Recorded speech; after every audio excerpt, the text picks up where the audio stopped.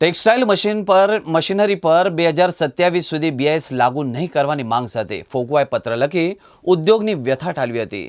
કેન્દ્ર સરકારની ministry of heavy industries દ્વારા આગામી 28મી ઓગસ્ટથી ટેક્સટાઇલ મશીનરી પર ફરજિયાત BIS લાગુ કરવાની જાહેરાત કરવામાં આવી છે. ટેક્સટાઇલ્સ મશીનરી પર 2027 સુધી BIS લાગુ નહીં કરવાની માંગ સાથે ફોગવાએ પત્ર લખી ઉદ્યોગની વ્યથા ઠાલવી હતી, જેને પગલે ટેક્સટાઇલ ઇન્ડસ્ટ્રીઝમાંથી વિરોધનો સૂર પણ ઉઠવા પામ્યો છે.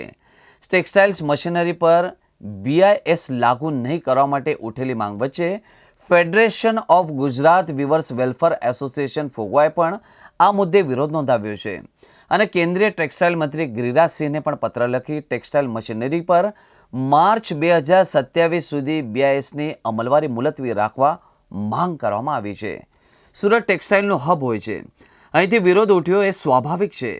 હાલ વિકાસ થઈ રહ્યો છે, જેની પાછળનું મુખ્ય કારણ વિદેશથી આયાત થતા હાઈસ્પીડ અને આધુનિક ટેકનોલોજીના મશીન છે.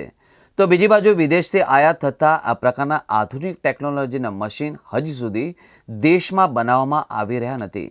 કેટલાક ઉત્પાદકો દ્વારા હાઈટેક મશીનો બનાવવાનો પ્રયત્ન પણ કરવામાં આવી રહ્યો છે, પરંતુ તેઓને સફળતા મળી રહી નથી.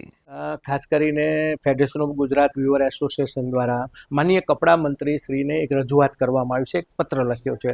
કારણ કે જે રીતે સરકારે BIS લાગુ કરવાની ડેડલાઇન 2025ની આપી છે, તો આ 2025 રનિંગ ચાલી રહ્યું છે અને આપણી પાસે એવું કોઈ જાતનું ઇન્સ્ટ્રક્શન મળ્યું નથી કે ઘરેલું ઉત્પાદકો આ રીતની મશીનરી બનાવી શકે.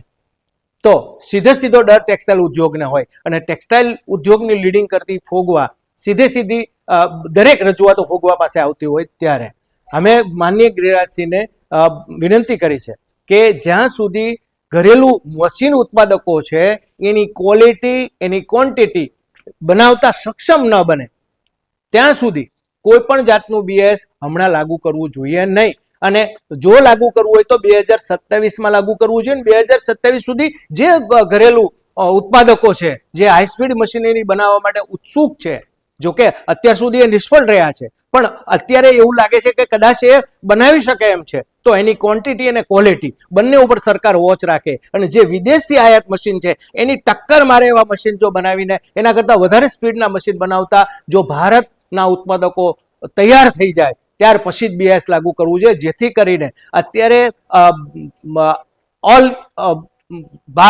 વિશ્વની અંદર વધારે પ્રોડક્શન કરતું ચાઇના પછી સીધો કોઈનો નંબર આવતો હોય તો એક ભારત છે ને ભારતમાં સુરત અને ગુજરાત છે.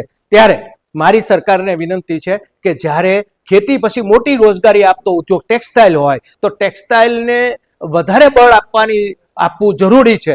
પણ જો તાત્કાલિક BIS લાગુ કરવામાં આવે તો એક તો રોજગારી ઘટશે, ઉદ્યોગકારોને નુકસાન જશે, સરકારને પણ નુકસાન જશે. પણ માનનીય વડાપ્રધાન શ્રીએ જે 5 ટ્રિલિયન ઇકોનોમી લઈ જવા માટેની જે હાકલ કરી છે એની અંદર પણ રૂકાવટ આવશે. કારણ કે અત્યારે ગ્લોબલી ઇન્ડિયન કપડાની માંગ વધી રહી છે, ત્યારે એને સર્વાઈવ કરવા માટે હાઈસ્પીડ મશીનો, ટેકનોલોજી અપગ્રેડ મશીનો અને સારી ક્વોલિટીનો નો ડિફેક્ટ કપડું જો આપણે બનાવીએ તો જ આખું ભારત વિશ્વ આપણી પાસેથી કપડું લઈ શકે અને એ ડિમાન્ડ અત્યારે ખુલ્લી છે, એનો સીધો બેનિફિટ ભારતે લેવાની જરૂર છે એવું મારું માનવું છે. એટલા માટે અમે માનનીય ગિરિરાજસિંહજીને અમે રજૂઆત કરી છે અને વિનંતી કરી છે કે જ્યાં સુધી ઘરેલું ઉત્પાદકો પોતાની સક્ષમતા ના બતાવે ટેકનોલોજી અપગ્રેડ અને હાઈસ્પીડ મશીન બનાવતા, ત્યાં સુધી BISને ઠેલાવી દેવું જોઈએ અને 2027 સુધીનો એ લોકોને સમય આપવો જોઈએ અને જ્યારે એ લોકો સક્ષમ બને પછી જ BIS લાગુ કરવું જોઈએ. આવી મારી સરકારને